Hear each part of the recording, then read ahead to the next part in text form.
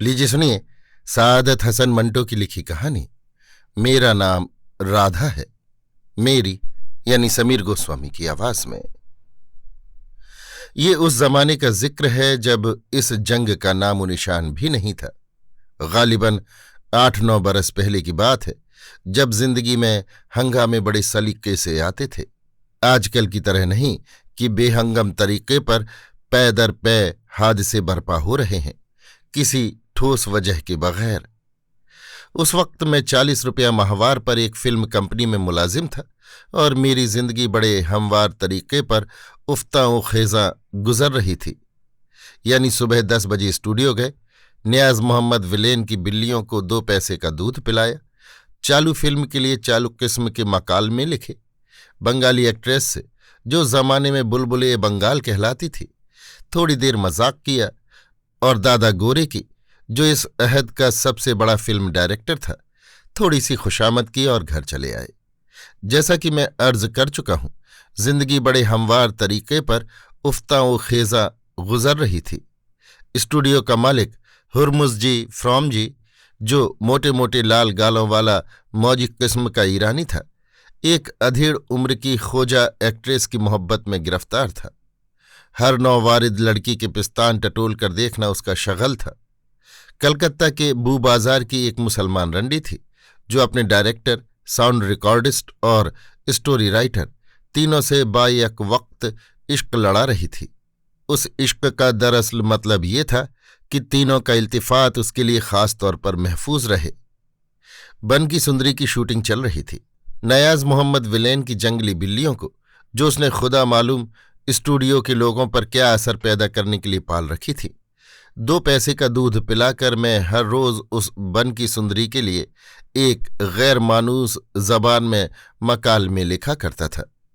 उस फिल्म की कहानी क्या थी, प्लॉट कैसा था, इसका इल्म जैसा कि जाहिर है मुझे बिल्कुल नहीं था, क्योंकि मैं उस जमाने में एक मुंशी था जिसका काम सिर्फ हुक्म मिलने पर जो कुछ कहा जाए गलत सलत उर्दू में जो डायरेक्टर साहब की समझ में आ जाए पेंसिल से एक कागज पर लिख कर देना होता था। खैर, बन की सुंदरी की शूटिंग चल रही थी और ये अफवाह गर्म थी कि वैम्प का पार्ट अदा करने के लिए एक नया चेहरा सेठ हुरमुज जी फ्रॉम जी कहीं से ला रहे हैं। हीरो का पार्ट राजकिशोर को दिया गया था। राजकिशोर रावलपिंडी का एक खुश शक्ल और सेहतमंद नौजवान था। उसके जिस्म के मुतल्लिक लोगों का ये ख्याल था कि बहुत मर्दाना और सुडौल है। मैंने कई मर्तबा उसके मुतल्लिक गौर किया, मगर मुझे उसके जिस्म में जो यकीनन कसरती और मुतनासिब था कोई कशिश नजर न आई। मगर उसकी वजह यह भी हो सकती है कि मैं बहुत ही दुबला और मरियल किस्म का इंसान हूं और अपने हम जिन्सों के मुतल्लिक सोचने का आदी हूं। मुझे राजकिशोर से नफरत नहीं थी, इसलिए कि मैंने अपनी उम्र में शाज़ व नादिर ही किसी इंसान से नफरत की है, मगर वो मुझे कुछ ज्यादा पसंद नहीं था। इसकी वजह मैं आहिस्ता आहिस्ता आपसे बयान करूंगा। राजकिशोर की जबान, उसका लबो लहजा जो ठेठ रावलपिंडी का था, मुझे बेहद पसंद था।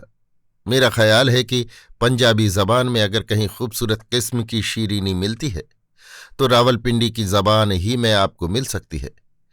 इस शहर की जबान में एक अजीब किस्म की मर्दाना निसाइयत है जिसमें बायक वक्त मिठास और घुलावट है। अगर रावलपिंडी की कोई औरत आपसे बात करे तो ऐसा लगता है कि लजीज आम का रस आपके मुंह में चुवाया जा रहा है। मगर मैं आमों की नहीं, राजकिशोर की बात कर रहा हूं, जो मुझे आम से बहुत कम अजीज था।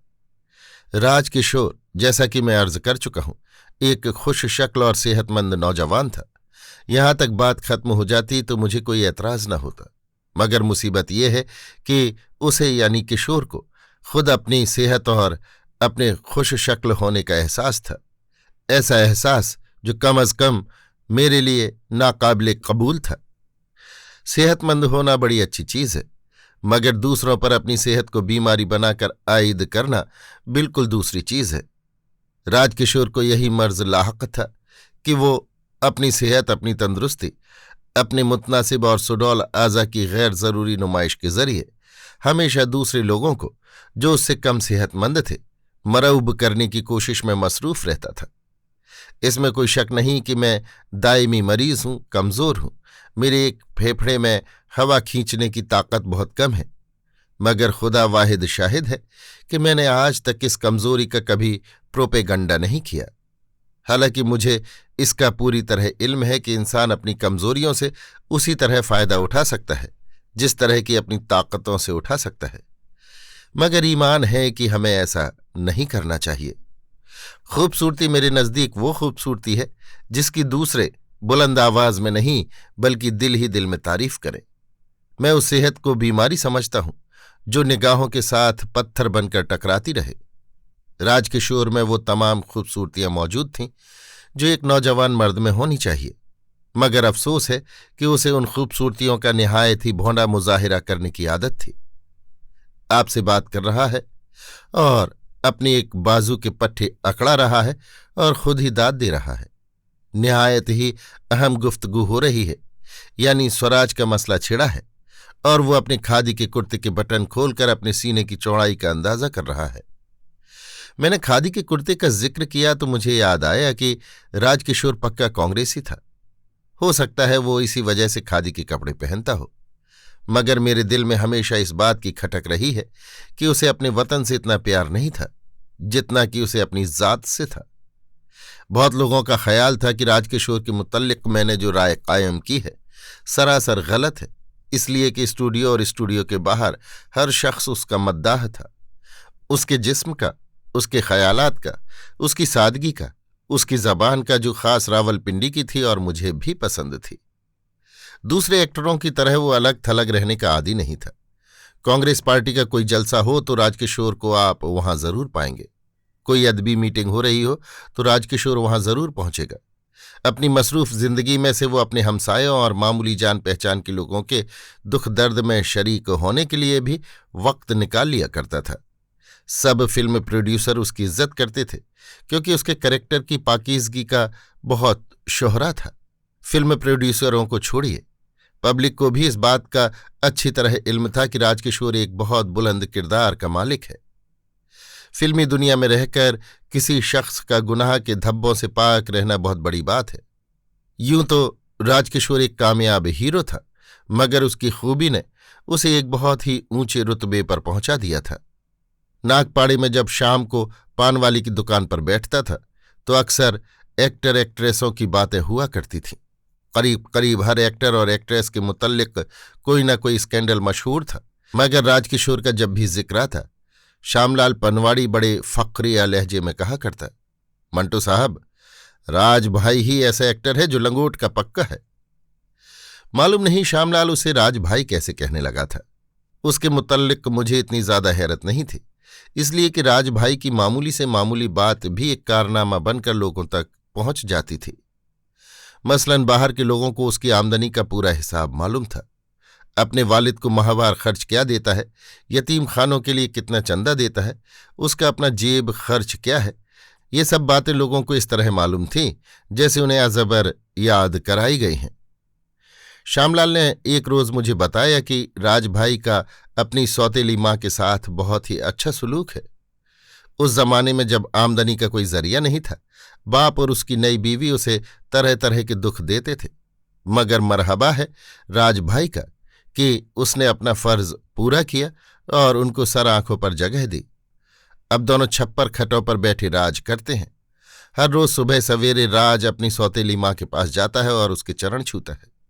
बाप के सामने हाथ जोड़ के खड़ा हो जाता है और जो हुक्म मिले फौरन बजा लाता है। आप बुरा न मानिएगा, मुझे राजकिशोर की तारीफ व तौसीफ सुनकर हमेशा उलझन सी होती है, खुदा जाने क्यों। मैं जैसा कि पहले अर्ज कर चुका हूं, मुझे उससे हाशा व कल्ला नफरत नहीं थी। उसने मुझे कभी ऐसा मौका नहीं दिया था, और फिर उस जमाने में जब मुंशियों की कोई इज्जत वक़्त ही नहीं थी, वो मेरे साथ घंटों बातें किया करता था। मैं नहीं कह सकता क्या वजह थी, लेकिन ईमान की बात है कि मेरे दिलो दिमाग के किसी अंधेरे कोने में ये शक बिजली की तरह कौंध जाता कि राज बन रहा है। राज की जिंदगी बिल्कुल मसनूई है, मगर मुसीबत यह है कि मेरा कोई हम ख्याल नहीं था। लोग देवताओं की तरह उसकी पूजा करते थे और मैं दिल ही दिल में उससे कुढ़ता था।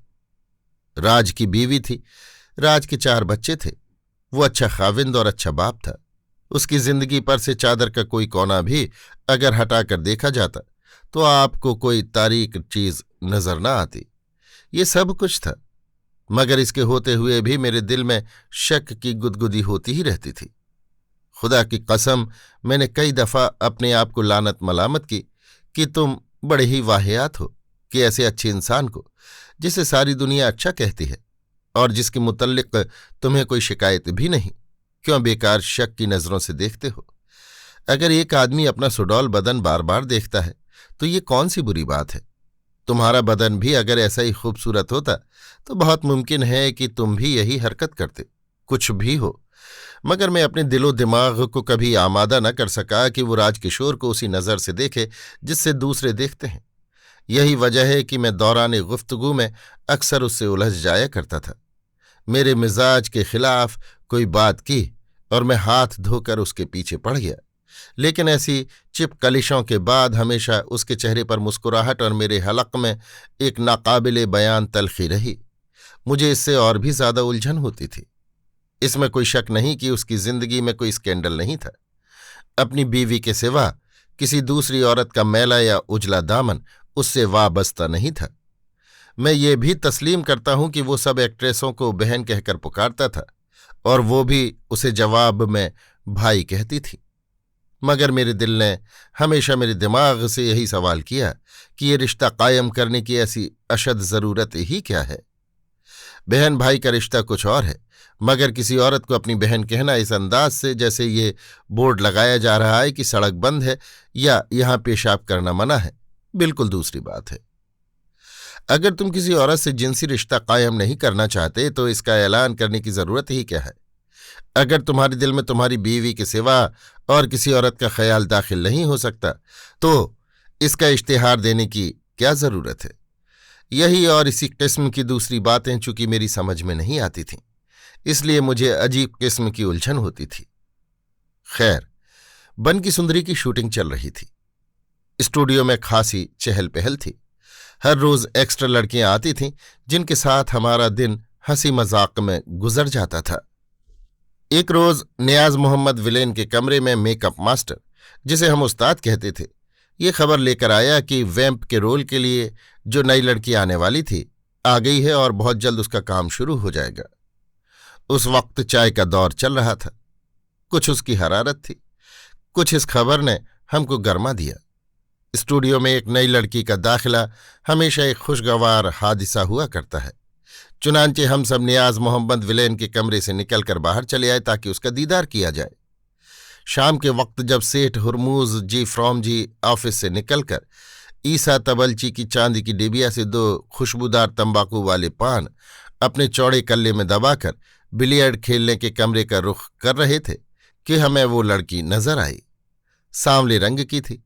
बस मैं सिर्फ इतना ही देख सका, क्योंकि वो जल्दी जल्दी सेठ के साथ हाथ मिलाकर स्टूडियो की मोटर में बैठकर चली गई। कुछ देर बाद मुझे नियाज मोहम्मद ने बताया कि उस औरत के होंठ मोटे थे। वो गालिबन सिर्फ होंठ ही देख सका था। उस्ताद, जिसने शायद इतनी झलक भी न देखी थी, सर हिलाकर बोला, कंडम, यानी बकवास है। 4-5 रोज गुजर गए मगर ये नई लड़की स्टूडियो में न आई। 5वें या 6ठे रोज जब मैं गुलाब के होटल से चाय पीकर निकल रहा था, अचानक मेरी और उसकी मुठभेड़ हो गई। मैं हमेशा औरतों को चोर आंख से देखने का आदी हूं। अगर कोई औरत एकदम मेरे सामने आ जाए तो मुझे उसका कुछ भी नजर नहीं आता। चूंकि गैर मुतवक्के तौर पर मेरी उसकी मुठभेड़ हुई थी, इसलिए मैं उसकी शक्ल शबाहत के मुतल्लिक कोई अंदाजा न कर सका।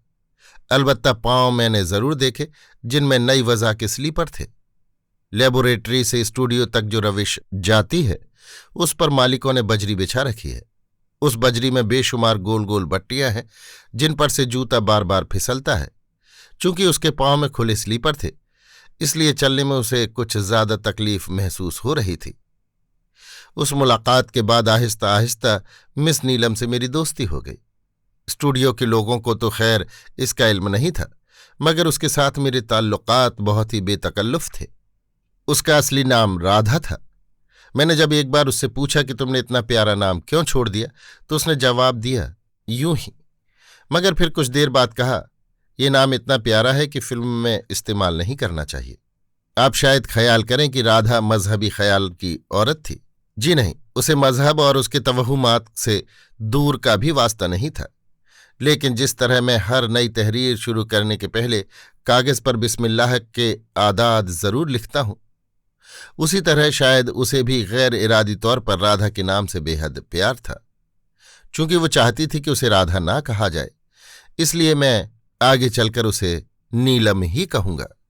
नीलम बनारस की एक तवाइफ ज़ादी थी। वहीं का लबो लहजा जो कानों को बहुत भला मालूम होता था। मेरा नाम सआदत है, मगर वो मुझे हमेशा सादिक ही कहा करती थी। एक दिन मैंने उससे कहा, नीलम, मैं जानता हूं तुम मुझे सआदत कह सकती हो, फिर मेरी समझ में नहीं आता कि तुम अपनी इस्लाह क्यों नहीं करती। ये सुनकर उसके सांवले होंठों पर, जो बहुत ही पतले थे, एक खफीफ सी मुस्कुराहट नमूदार हुई और उसने जवाब दिया, जो गलती मुझसे एक बार हो जाए मैं उसे ठीक करने की कोशिश नहीं करती। मेरा ख्याल है बहुत कम लोगों को मालूम है कि वो औरत, जिसे स्टूडियो के तमाम लोग एक मामूली एक्ट्रेस समझते थे, अजीबोगरीब किस्म की इनफरादियत की मालिक थी। उसमें दूसरी एक्ट्रेसों का सा ऊंचापन बिल्कुल नहीं था। उसकी संजीदगी, जिसे स्टूडियो का हर शख्स अपनी ऐनक से गलत रंग में देखता था, बहुत प्यारी चीज थी। उसके सांवले चेहरे पर, जिसकी जिल्द बहुत ही साफ और हमवार थी, ये संजीदगी, ये मलीह मतानत मौजू मुनासिब गाजा बन गई थी। इसमें कोई शक नहीं कि इससे उसकी आंखों में, उसके पतले होंठों के कोनों में गम की बेमालूम तलखियां घुल गई थीं। मगर ये वाकया है कि उस चीज ने उसे दूसरी औरतों से बिल्कुल मुख्तलिफ कर दिया था। मैं उस वक्त भी हैरान था और अब भी वैसा ही हैरान हूं कि नीलम को बन की सुंदरी में वैम्प के रोल के लिए क्यों मुंतखब किया गया। इसलिए कि उसमें तेजी और तर्रारी नाम को भी नहीं थी। जब वो पहली मर्तबा अपना वाहियात पार्ट अदा करने के लिए तंग चोली पहनकर सेट पर आई, तो मेरी निगाहों को बहुत सदमा पहुंचा। वो दूसरों का रद्द अमल फौरन ताड़ जाया करती थी। चुनांचे मुझे देखते ही उसने कहा, डायरेक्टर साहब कह रहे थे कि तुम्हारा पार्ट चूंकि शरीफ औरत का नहीं है, इसलिए तुम्हें इस किस्म का लिबास दिया गया है। मैंने उनसे कहा, अगर ये लिबास है तो मैं आपके साथ नंगी चलने के लिए तैयार हूं। मैंने उससे पूछा, डायरेक्टर साहब ने ये सुनकर क्या कहा? नीलम के पतले होंठों पर एक खफीफ सी पुरअसरार मुस्कुराहट नमूदार हुई। उन्होंने तसव्वुर में मुझे नंगी देखना शुरू कर दिया। ये लोग भी कितने अहमक हैं, यानी इस लिबास में मुझे देखकर बेचारी तसव्वुर पर जोर डालने की जरूरत ही क्या थी। ज़हीन कारी के लिए नीलम का इतना तारुफ ही काफी है। अब मैं उन वाकयात की तरफ आता हूं जिनकी मदद से मैं ये कहानी मुकम्मल करना चाहता हूं। बंबई में जून के महीने से बारिश शुरू हो जाती है और सितंबर के वस्त तक जारी रहती है। पहले 2-2.5 महीनों में इस कदर पानी बरसता है कि स्टूडियो में काम नहीं हो सकता। बन की सुंदरी की शूटिंग अप्रैल के अवाखिर में शुरू हुई थी। जब पहली बारिश हुई तो हम अपना तीसरा सेट मुकम्मल कर रहे थे।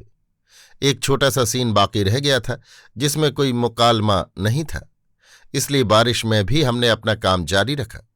मगर जब ये काम खत्म हो गया तो हम एक अरसे के लिए बेकार हो गए। इस दौरान में स्टूडियो के लोगों को एक दूसरे के साथ मिलकर बैठने का बहुत मौका मिलता है।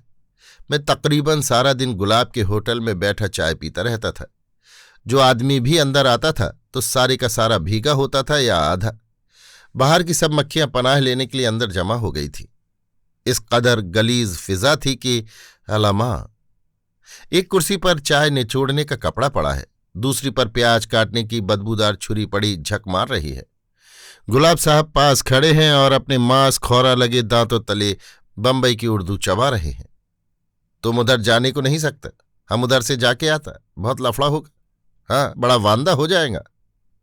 उस होटल में जिसकी छत कोरोगेटेड स्टील की थी, सेठ हुरमुज जी फ्राम जी, उनके साले एडल जी और हीरोइनों के सिवा सब लोग आते थे। नियाज मोहम्मद को तो दिन में कई मर्तबा यहां आना पड़ता था, क्योंकि वो चुन्नी मुन्नी नाम की 2 बिल्लियां पाल रहा था। राजकिशोर दिन में एक चक्कर लगा जाता था। जो ही वो अपने लंबे कद और कसरती बदन के साथ दहलीज पर नमूदार होता, मेरे सिवा होटल में बैठे हुए तमाम लोगों की आंखें तमतमा उठती। एक्स्ट्रा लड़के उठ उठ कर राज भाई को कुर्सी पेश करते और जब वो उनमें से किसी की पेश की हुई कुर्सी पर बैठ जाता तो सारे परवानों की मानिंद उसके गिर्द जमा हो जाते। इसके बाद दो किस्म की बातें सुनने में आती। एक्स्ट्रा लड़कों की जबान पर पुरानी फिल्मों में राजभाई के काम की तारीफ की, और खुद राजकिशोर की जबान पर उसके स्कूल छोड़कर कॉलेज और कॉलेज छोड़कर फिल्मी दुनिया में दाखिल होने की तारीख। चूंकि मुझे ये सब बातें जबानी याद हो चुकी थीं, इसलिए जो ही राजकिशोर होटल में दाखिल होता मैं उससे अलेक सलेक करने के बाद बाहर निकल जाता। एक रोज जब बारिश थमी हुई थी और हुरमुज़जी फ्रॉमजी का अल्सेशियन कुत्ता नियाज मोहम्मद की दो बिल्लियों से डरकर गुलाब के होटल की तरफ दुम दबाए भागा आ रहा था, मैंने मौलसरी के दरख्त के नीचे बने हुए गोल चबूतरे पर नीलम और राजकिशोर को बातें करते हुए देखा। राजकिशोर खड़ा हस्बे आदत हौले हौले झूल रहा था, जिसका मतलब ये था कि वो अपने ख्याल के मुताबिक निहायत ही दिलचस्प बातें कर रहा है। मुझे याद नहीं कि नीलम से राजकिशोर का तारुफ कब और किस तरह हुआ था, मगर नीलम तो उसे फिल्मी दुनिया में दाखिल होने से पहले ही अच्छी तरह जानती थी, और शायद एक दो मर्तबा उसने मुझसे बरसबीले तज़किरा उसके मुतनासिब और खूबसूरत जिस्म की तारीफ भी की थी। मैं गुलाब के होटल से निकलकर रिकॉर्डिंग रूम के छज्जे तक पहुंचा तो राजकिशोर ने अपने चौड़े कांधे पर से खादी का थैला एक झटके के साथ उतारा और उसे खोलकर एक मोटी कॉपी बाहर निकाली। मैं समझ गया ये राजकिशोर की डायरी थी। हर रोज तमाम कामों से फारिग होकर अपनी सौतेली माँ का आशीर्वाद लेकर राजकिशोर सोने से पहले डायरी लिखने का आदी है। यूं तो उसे पंजाबी जबान बहुत अजीज है, मगर ये रोजनामचा अंग्रेजी में लिखता है, जिसमें कहीं टैगोर के नाजुक स्टाइल की और कहीं गांधी के सियासी तर्ज की झलक नजर आती है। उसकी तहरीर पर शेक्सपियर के ड्रामों का असर भी काफी है, मगर मुझे इस मुरक्कब में लिखने वाले का खुलूस कभी नजर नहीं आया। अगर ये डायरी आपको कभी मिल जाए तो आपको राजकिशोर की जिंदगी के 10-15 बरसों का हाल मालूम हो सकता है। उसने कितने रुपए चंदे में दिए, कितने गरीबों को खाना खिलाया, कितने जलसों में शिरकत की, क्या पहना क्या उतारा। और अगर मेरा क़ियाफ़ा दुरुस्त है तो आपको उस डायरी के किसी वर्क पर मेरे नाम के साथ 35 रुपए भी नजर आ जाएंगे, जो मैंने उससे एक बार कर्ज लिए थे और इस ख्याल से अभी तक वापस नहीं किए कि वो अपनी डायरी में उनकी वापसी का जिक्र कभी नहीं करेगा। खैर, नीलम को वो उस डायरी के चंद औराक पढ़कर सुना रहा था। मैंने दूर ही से उसके खूबसूरत होठों की जुम्बिश से मालूम कर लिया कि वो शेक्सपियरन अंदाज में प्रभु की हमद बयान कर रहा है। नीलम मौलसरी के दरख्त के नीचे गोल सीमेंट लगे चबूतरे पर खामोश बैठी थी। उसके चेहरे की मलीह मतानत पर राजकिशोर के अल्फाज कोई असर पैदा नहीं कर रहे थे। वो राजकिशोर की उभरी हुई छाती की तरफ देख रही थी। उसके कुर्ते के बटन खुले थे और सफ़ेद बदन पर उसकी छाती के काले बाल बहुत ही खूबसूरत मालूम होते थे। स्टूडियो में चारों तरफ हर चीज धुली हुई थी। नियाज मोहम्मद की दो बिल्लियां भी आमतौर पर गलीज रहा करती थीं। उस रोज बहुत साफ सुथरी दिखाई दे रही थीं। दोनों सामने बेंच पर लेटी नर्म नर्म पंजों से अपना मुंह धो रही थीं। नीलम जार्जेट की बेदाग सफ़ेद साड़ी में मलबूस थी। ब्लाउज सफ़ेद लिनन का था, जो उसकी सांवली और सुडौल बाहों के साथ एक निहायत ही खुशगवार और मध्यम सा तजाद पैदा कर रहा था। नीलम इतनी मुख्तलिफ क्यों दिखाई दे रही है? एक लहजे के लिए ये सवाल मेरे दिमाग में पैदा हुआ और एकदम उसकी और मेरी आंखें चार हुईं तो मुझे उसकी निगाह के इज़्तिराब में अपने सवाल का जवाब मिल गया। नीलम मोहब्बत में गिरफ्तार हो चुकी थी। उसने हाथ के इशारे से मुझे बुलाया। थोड़ी देर इधर उधर की बातें हुईं। जब राजकिशोर चला गया तो उसने मुझसे कहा, आज आप मेरे साथ चलिएगा। शाम को 6 बजे मैं नीलम के मकान पर था।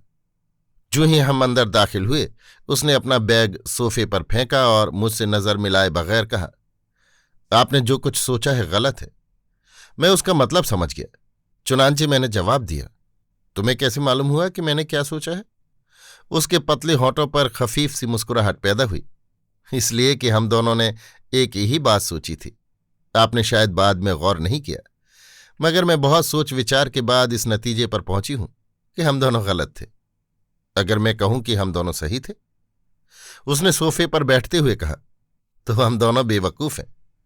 ये कहकर फौरन ही उसके चेहरे की संजीदगी और ज्यादा संवला गई। सादिक, ये कैसे हो सकता है? मैं बच्ची हूं जो मुझे अपने दिल का हाल मालूम नहीं। तुम्हारे ख्याल के मुताबिक मेरी उम्र क्या होगी? 22 बरस? बिल्कुल दुरुस्त। लेकिन तुम नहीं जानते कि 10 बरस की उम्र में मुझे मोहब्बत के मानी मालूम थे। मानी क्या हुए जी, खुदा की कसम मैं मोहब्बत करती थी। 10 से लेकर 16 बरस तक मैं एक खतरनाक मोहब्बत में गिरफ्तार रही हूं। मेरे दिल में अब क्या खाक किसी की मोहब्बत पैदा होगी? ये कहकर उसने मेरे मुंजमद चेहरे की तरफ देखा और मुस्तरिब होकर कहा, तुम कभी नहीं मानोगे। मैं तुम्हारे सामने अपना दिल निकाल कर रख दूं, फिर भी तुम यकीन नहीं करोगे। मैं तुम्हें अच्छी तरह जानती हूं।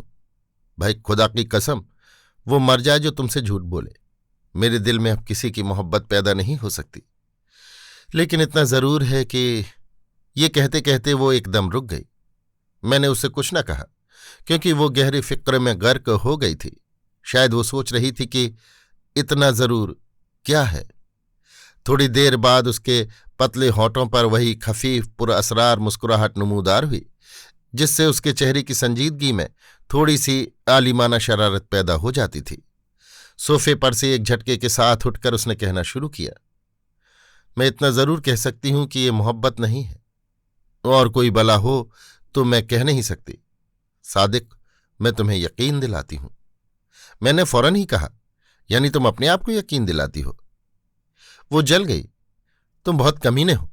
कहने का एक ढंग होता है। आखिर तुम्हें यकीन दिलाने की मुझे जरूरत ही क्या पड़ी है? मैं अपने आप को यकीन दिला रही हूं, मगर मुसीबत यह है कि आ नहीं रहा। क्या तुम मेरी मदद नहीं कर सकते? ये कहकर वो मेरे पास बैठ गई और अपने दाहिने हाथ की छंगुलियां पकड़कर मुझसे पूछने लगी, राजकिशोर के मुतल्लिक तुम्हारा क्या ख्याल है? मेरा मतलब है, तुम्हारे ख्याल के मुताबिक राजकिशोर में वो कौन सी चीज है जो मुझे पसंद आई है? छंगुलियां छोड़कर उसने एक एक करके दूसरी उंगलियां पकड़नी शुरू की। मुझे उसकी बातें पसंद नहीं, मुझे उसकी एक्टिंग पसंद नहीं, मुझे उसकी डायरी पसंद नहीं। जाने क्या खुराफात सुना रहा था। खुद ही तंग आकर वो उठ खड़ी हुई। समझ में नहीं आता मुझे क्या हो गया है। बस सिर्फ ये जी चाहता है कि एक हंगामा हो, बिल्लियों की लड़ाई की तरह शोर मचे, धूल उड़े और मैं पसीना पसीना हो जाऊं। फिर एकदम वो मेरी तरफ पलटी, सादिक, तुम्हारा क्या ख्याल है? मैं कैसी औरत हूं? मैंने मुस्कुराकर जवाब दिया, बिल्लियां और औरतें मेरी समझ से हमेशा बालातर रही हैं। उसने एकदम पूछा, क्यों? मैंने थोड़ी देर सोचकर जवाब दिया, हमारे घर में एक बिल्ली रहती थी। साल में एक मर्तबा उस पर रोने के दौरे पड़ते थे। उसका रोना धोना सुनकर कहीं से एक बिल्ला आ जाया करता था। फिर उन दोनों में इस कदर लड़ाई और खून खराबा होता कि अला मां। मगर उसके बाद वो खाला बिल्ली 4 बच्चों की मां बन जाया करती थी। नीलम का जैसे मुंह का जायका खराब हो गया। थु, तुम कितने गंदे हो। फिर थोड़ी देर बाद इलायची से मुंह का जायका दुरुस्त करने के बाद उसने कहा, मुझे औलाद से नफरत है। खैर, हटाओ जी इस किस्से को। ये कहकर नीलम ने पानदान खोलकर अपनी पतली पतली उंगलियों से मेरे लिए पान लगाना शुरू कर दिया।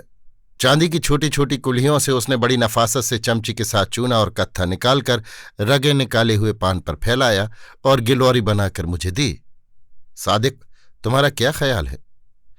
ये कहकर वो खाली उज जेहन हो गई। मैंने पूछा, किस बारे में? उसने सरोते से भुनी हुई छालियां काटते हुए कहा, उस बकवास के बारे में जो ख्वाह शुरू हो गई है। ये बकवास नहीं तो क्या है? यानी मेरी समझ में कुछ आता ही नहीं। खुद ही फाड़ती हूं, खुद ही रफू करती हूं। अगर ये बकवास इसी तरह जारी रहे तो जाने क्या होगा। तुम जानते हो मैं बहुत जबरदस्त औरत हूं। जबरदस्त से तुम्हारी क्या मुराद है? नीलम के पतले होंठों पर वही खफी पुरअसरार मुस्कुराहट पैदा हुई। तुम बड़े बेशरम हो, सब कुछ समझते हो, मगर महीन महीन चुटकियां लेकर मुझे उकसाओगे जरूर। ये कहते हुए उसकी आंखों की सफेदी गुलाबी रंगत इख्तियार कर गई। तुम समझते क्यों नहीं कि मैं बहुत गर्म मिजाज की औरत हूं? ये कहकर वो उठ खड़ी हुई। अब तुम जाओ, मैं नहाना चाहती हूं। मैं चला गया। उसके बाद नीलम ने बहुत दिनों तक राजकिशोर के बारे में मुझसे कुछ न कहा, मगर इस दौरान में हम दोनों एक दूसरे के ख्यालात से वाकिफ थे। जो कुछ वो सोचती थी मुझे मालूम हो जाता था, और जो कुछ मैं सोचता था उसे मालूम हो जाता था। कई रोज तक यही खामोश तबादला जारी रहा। एक दिन डायरेक्टर कृपलानी, जो बन की सुंदरी बना रहा था, हीरोइन की रिहर्सल सुन रहा था। हम सब म्यूजिक रूम में जमा थे। नीलम एक कुर्सी पर बैठी अपने पांव की जुम्बिश से हौले हौले ताल दे रही थी।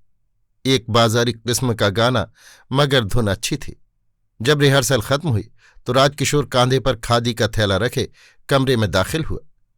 Director Kripalani, music director Ghosh, sound recordist PAN मोघा, इन सबको फर्दन फर्दन उसने अंग्रेजी में आदाब किया।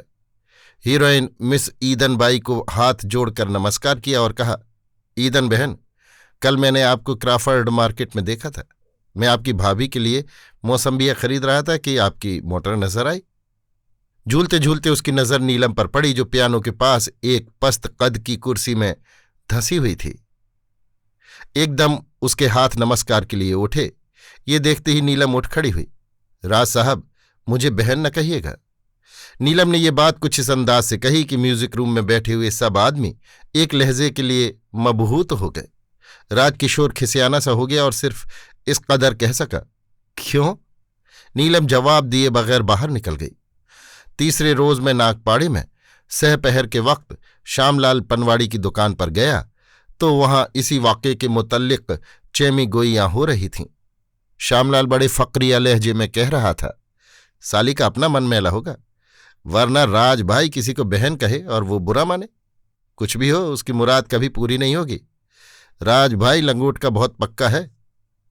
राज भाई के लंगोट से मैं बहुत तंग आ गया था, मगर मैंने श्यामलाल से कुछ न कहा और खामोश बैठा उसकी और उसके दोस्त ग्राहकों की बातें सुनता रहा, जिसमें मुबालगा ज्यादा और असलियत कम थी। स्टूडियो में हर शख्स को म्यूजिक रूम के इस हादसे का इल्म था और 3 रोज से गुफ्तगू का मौजू बस यही चीज थी कि राजकिशोर को मिस नीलम ने क्यों एकदम बहन कहने से मना कर दिया। मैंने राजकिशोर की ज़बानी इस बारे में कुछ न सुना, मगर उसके एक दोस्त से मालूम हुआ कि उसने अपनी डायरी में उस पर निहायत एक दिलचस्प तबसरा लिखा है और प्रार्थना की है कि मिस नीलम का दिलो दिमाग पाको साफ हो जाए। उस हादसे के बाद कई दिन गुजर गए, मगर कोई काबिले जिक्र बात वक़्व पजीर न हुई।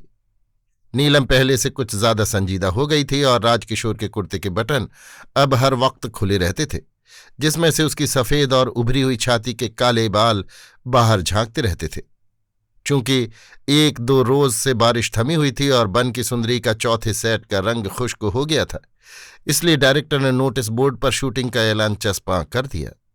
ये सीन जो अब लिया जाने वाला था, नीलम और राजकिशोर के दरमियान था।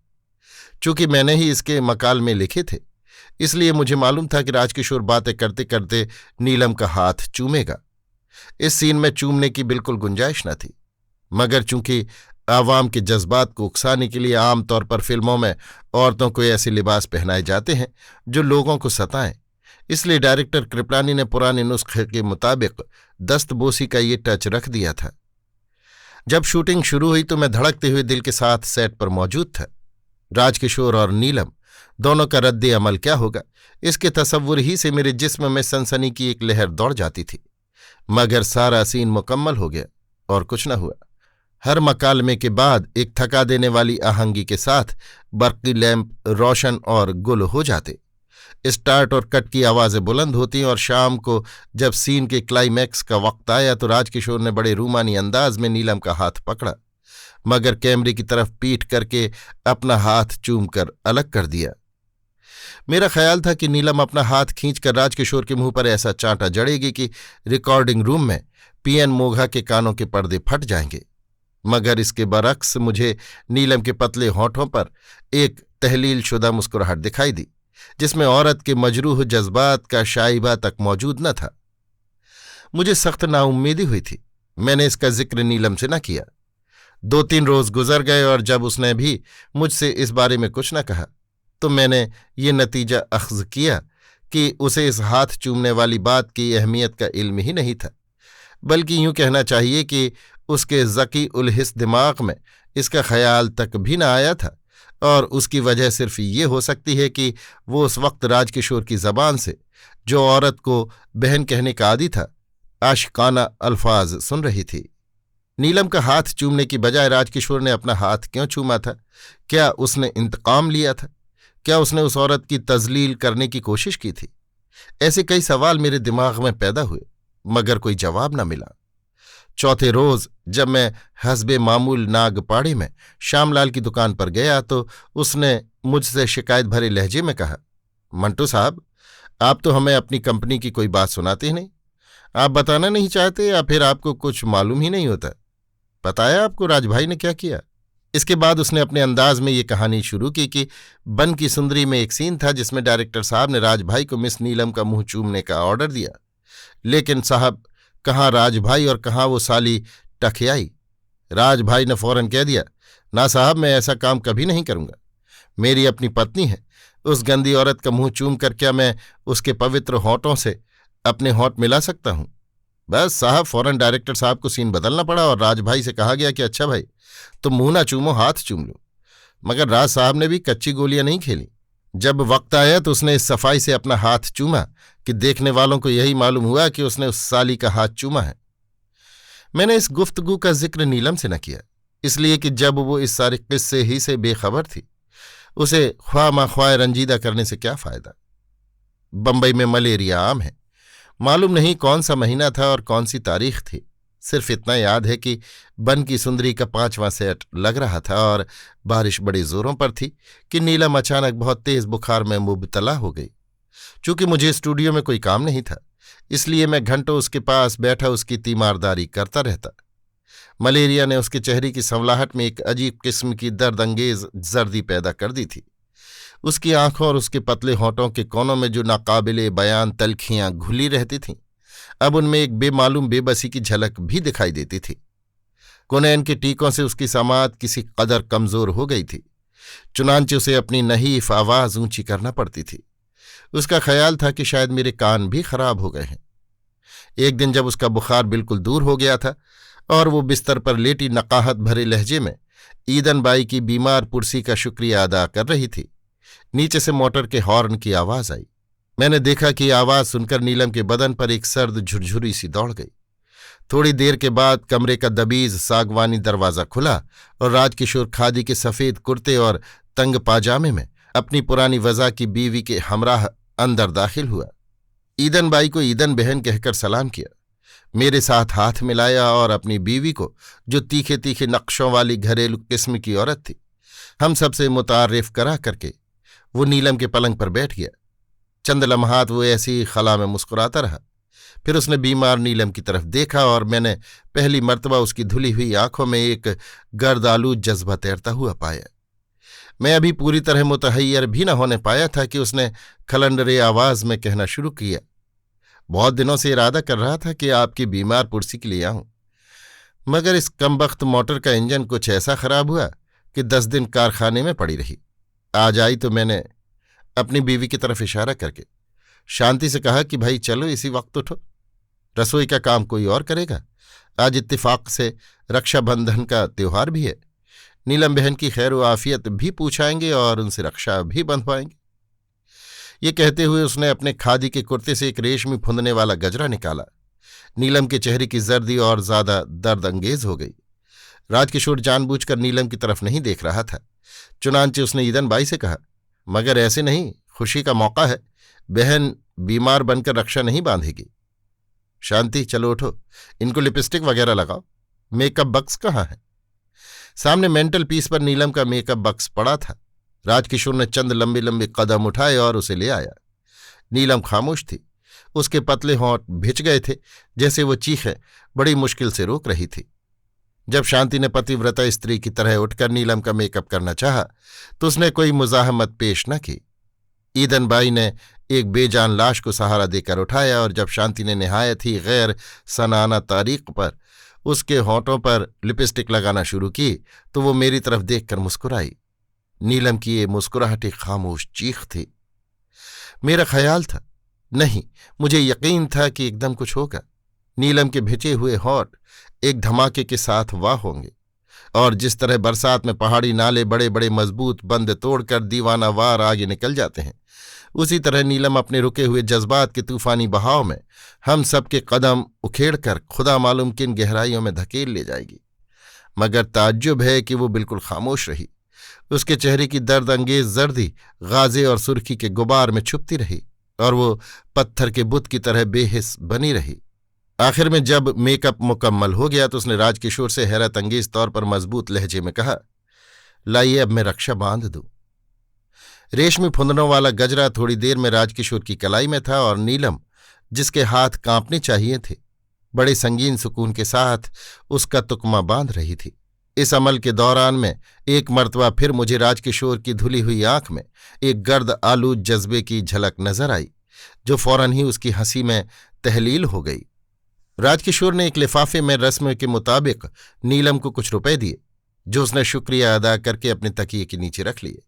जब वो लोग चले गए, मैं और नीलम अकेले रह गए, तो उसने मुझ पर एक उजड़ी हुई निगाह डाली और तकिए पर सर रखकर खामोश लेट गई। पलंग पर राजकिशोर अपना थैला भूल गया था। जब नीलम ने उसे देखा तो पांव से एक तरफ कर दिया। मैं तकरीबन 2 घंटे उसके पास बैठा अखबार पढ़ता रहा। जब उसने कोई बात न की तो मैं रुखसत लिए बगैर चला आया। इस वाकया के 3 रोज बाद मैं नागपाड़े में अपनी 9 रुपए माहवार की खोली के अंदर बैठा शेव कर रहा था और दूसरी खोली से अपनी हमसाई मिसेज फर्नांडिस की गालियां सुन रहा था कि एकदम कोई अंदर दाखिल हुआ। मैंने पलट कर देखा, नीलम थी। एक लहजे के लिए मैंने ख्याल किया कि नहीं, कोई और है। उसके होंठों पर गहरे सुर्ख रंग की लिपस्टिक कुछ इस तरह फैली हुई थी जैसे मुंह से खून निकल निकल कर बहता रहा और पोंछा नहीं गया। सर का एक बाल भी सही हालत में नहीं था। सफेद साड़ी की बूटियां उड़ी हुई थीं। ब्लाउज के 3-4 हुक खुले थे और उसकी सांवली छातियों पर खराश नजर आ रही थी। नीलम को इस हालत में देखकर मुझसे पूछा ही न गया कि तुम्हें क्या हुआ और मेरी खोली का पता लगाकर तुम कैसे पहुंची हो। पहला काम मैंने ये किया कि दरवाज़ा बंद कर दिया। जब मैं कुर्सी खींचकर उसके पास बैठा तो उसने अपने लिपस्टिक से लिथड़े हुए होंठ खोले और कहा, मैं सीधी यहां आ रही हूं। मैंने आहिस्ता से पूछा, कहाँ से? अपने मकान से, और मैं तुमसे ये कहने आई हूं कि अब वो बकवास जो शुरू हुई थी खत्म हो गई है। कैसे? मुझे मालूम था कि वो फिर मेरे मकान पर आएगा, उस वक्त जब और कोई नहीं होगा। चुनांचे वो आया अपना थैला लेने के लिए। ये कहते कहते उसके पतले होंठों पर जो लिपस्टिक ने बिल्कुल बेशक्ल कर दिए थे, वही खफीफ सी पुरअसरार मुस्कुराहट नमूदार हुई। वो अपना थैला लेने आया था। मैंने कहा, चलिए, दूसरे कमरे में पड़ा है। मेरा लहजा शायद बदला हुआ था क्योंकि वो कुछ घबरा सा गया था। मैंने कहा, घबराइए नहीं। जब हम दूसरे कमरे में दाखिल हुए तो मैं थैला देने की बजाय ड्रेसिंग टेबल के सामने बैठ गई और मेकअप करना शुरू कर दिया। यहां तक बोलकर वो खामोश हो गई। सामने मेरे टूटे हुए मेज पर शीशे के गिलास में पानी पड़ा था। उसे उठाकर नीलम गटागट पी गई और साड़ी के पल्लू से होंठ पोंछकर उसने फिर अपना सिलसिला कलाम जारी किया। मैं 1 घंटे तक मेकअप करती रही। जितनी लिपस्टिक होंठों पर थोप सकती थी मैंने थोपी, जितनी सुर्खी मेरे गालों पर चढ़ सकती थी मैंने चढ़ाई। वो खामोशी कोने में खड़ा आईने में मेरी शक्ल देखता रहा। जब मैं बिल्कुल चुड़ैल बन गई तो मजबूत कदमों के साथ चलकर मैंने दरवाज़ा बंद कर दिया। फिर क्या हुआ? मैंने जब अपने सवाल का जवाब हासिल करने के लिए नीलम की तरफ देखा तो वो मुझे बिल्कुल मुख्तलिफ नजर आई। साड़ी से होंठ पोंछने के बाद उसके होंठों की रंगत कुछ अजीब सी हो गई थी। इसके अलावा उसका लहजा इतना ही दबा हुआ था जितना सुर्ख गर्म किए हुए लोहे का, जिसे हथौड़े से कूटा जा रहा है। उस वक्त तो वो चुड़ैल नजर नहीं आ रही थी, लेकिन जब उसने मेकअप किया होगा तो जरूर चुड़ैल दिखाई देती होगी। मेरे सवाल का जवाब उसने फौरन ही न दिया। टाट की चारपाई से उठकर वो मेरे मेज पर बैठ गई और कहने लगी। मैंने उसको झंझोड़ दिया। जंगली बिल्ली की तरह मैं उसके साथ चिमट गई। उसने मेरा मुंह नोचा, मैंने उसका। बहुत देर तक हम दोनों एक दूसरे के साथ कुश्ती लड़ते रहे। ओह, उसमें बला की ताकत थी। लेकिन जैसा कि मैं तुमसे एक बार कह चुकी हूं, मैं बहुत जबरदस्त औरत हूं। मेरी कमजोरी, वो कमजोरी जो मलेरिया ने पैदा की थी, मुझे बिल्कुल महसूस न हुई। मेरा बदन तप रहा था, मेरी आंखों से चिंगारियां निकल रही थी, मेरी हड्डियां सख्त हो रही थीं। मैंने उसे पकड़ लिया। मैंने उससे बिल्लियों की तरह लड़ना शुरू किया। मुझे मालूम नहीं क्यों, मुझे पता नहीं किस लिए, बेसोचे समझे मैं उससे भिड़ गई। हम दोनों ने कोई भी ऐसी बात जबान से न निकाली जिसका मतलब कोई दूसरा समझ सके। मैं चीखती रही, वो सिर्फ हूं हूं करता रहा। उसके सफेद खादी के कुर्ते की कई बूटियां मैंने इन उंगलियों से नोची। उसने मेरे बाल, मेरी कई लटें जड़ से निकाल डाली। उसने अपनी सारी ताकत सर्फ कर दी, मगर मैंने तहैया कर लिया था कि फतह मेरी होगी। चुनांचे वो कालीन पर मुर्दे की तरह लेटा था और मैं इस कदर हाँप रही थी कि ऐसा लगता था कि मेरा सांस एकदम रुक जाएगा। इतना हाँपते हुए भी मैंने उसके कुर्ते को चिंदी चिंदी कर दिया। उस वक्त मैंने उसका चौड़ा चकला सीना देखा तो मुझे मालूम हुआ कि वो बकवास क्या थी, वही बकवास जिसके मुतल्लिक हम दोनों सोचते थे और कुछ समझ नहीं सकते थे। ये कहकर वो तेजी से उठ खड़ी हुई और अपने बिखरे हुए बालों को सर की जुम्बिश से एक तरफ हटाते हुए कहने लगी, सादिक, कमबख्त का जिस्म वाकई खूबसूरत है। जाने मुझे क्या हुआ, एकदम मैं उस पर झुकी और उसे काटना शुरू कर दिया। वो सीसी करता रहा, लेकिन जब मैंने उसके होंठों से अपने लहू भरे होंठ पेवस्त किए और उसे एक खतरनाक जलता हुआ बोसा दिया तो वो अंजाम रसीदा औरत की तरह ठंडा हो गया। मैं उठ खड़ी हुई। मुझे उससे एकदम नफरत पैदा हो गई। मैंने पूरे गौर से उसकी तरफ नीचे देखा। उसके खूबसूरत बदन पर मेरे लहू और लिपस्टिक की सुर्खी ने बहुत ही बदनुमा बेल बूटे बना दिए थे। मैंने अपने कमरे की तरफ देखा तो हर चीज मसनूई नजर आई। चुनांचे मैंने जल्दी से दरवाज़ा खोला कि शायद मेरा दम घुट जाए और सीधी तुम्हारे पास चली आई। ये कहे वो खामोश हो गई, मुर्दे की तरह खामोश। मैं डर गया। उसका एक हाथ जो चारपाई के नीचे लटक रहा था मैंने छुआ, आग की तरह गर्म था। नीलम, नीलम, मैंने कई दफा उसे जोर जोर से पुकारा मगर उसने कोई जवाब न दिया। आखिर जब मैंने बहुत जोर से खौफजदा आवाज में नीलम कहा तो वो चौंकी और उठकर जाते हुए उसने सिर्फ इस कदर कहा, सादत, मेरा नाम राधा है। अभी आप सुन रहे थे सादत हसन मंटो की लिखी कहानी मेरा नाम राधा है, मेरी यानी समीर गोस्वामी की आवाज में।